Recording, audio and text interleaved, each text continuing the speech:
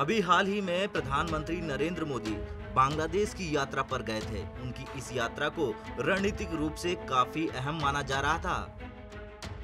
पड़ोसी देशों के साथ संबंधों में सुधार की दिशा में उनके इस कदम को काफी सराहा भी गया और उसके बाद 4 अप्रैल से भारतीय सेना बांग्लादेश की सेना के साथ शांतिर अग्रसेना अभ्यास में हिस्सा ले रही थी, जिसका समापन हो चुका है।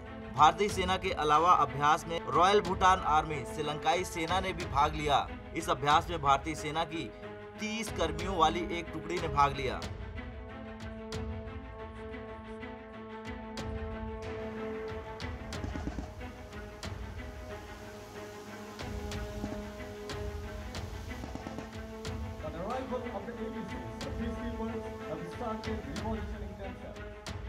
ये युद्धाभ्यास बंगबंधु शेख मुजीबुर रहमान के जन्म शताब्दी और पाकिस्तान से देश की मुक्ति के 50 साल पूरा होने के उपलक्ष्य में बंगबंधु सेना निवेश में 4 अप्रैल से शुरू हुआ था। इस अभ्यास में अमेरिका, ब्रिटेन, तुर्की, सऊदी अरब, कुवैत और सिंगापुर के सैन्य पर्यवेक्षक भी अभ्यास में भाग ले रहे हैं। अभ्यास का उद्देश्य प्रक्रियाओं को मजबूत करना और क्षेत्र में मजबूत शांति व्यवस्था सुनिश्चित करने के लिए पड़ोसी देशों के बीच अंतर सक्रियता को बढ़ाना है।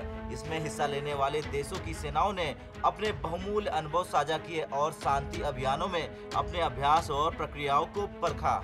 मालूम हो कि बांग्लादेश में 1971 के युद्ध में 50 साल पूरा होने पर कई कार्यक्रमों का आयोजन हो रहा है।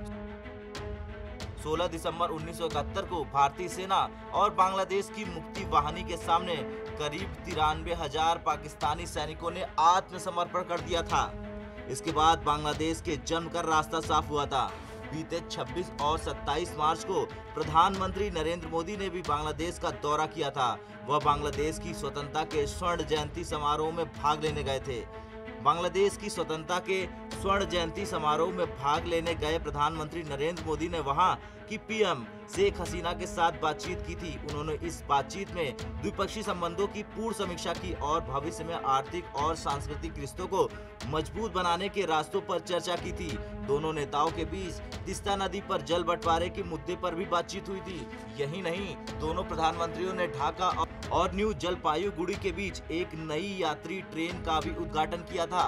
बांग्लादेश की प्रधानमंत्री ने पीएम मोदी को घड़ी समेत कई तोहफे दिए, जिनमें वो सोने और चांदी के सिक्के भी शामिल है, जो बंगबंधु शेख मुजीबुर रहमान के जन्म शताब्दी पर जारी किए गए थे। इसके साथ ही उन्होंने बांग्लादेश की आजादी की 50वीं सालगिरह पर जारी हुआ एक चांदी का सिक्का भी पीएम मोदी को भेंट के तौर पर दिया। भारत और बांग्लादेश आपसी रिश्तों को और अधिक बेहतर बनाने के लिए लगातार प्रयासरत हैं। दोनों इस दिशा में तेजी से काम कर रहे हैं। भारत ने भी इस दिशा में काफी बेहतर प्रयास किए हैं। ब्यूरो रिपोर्ट, भारत तक।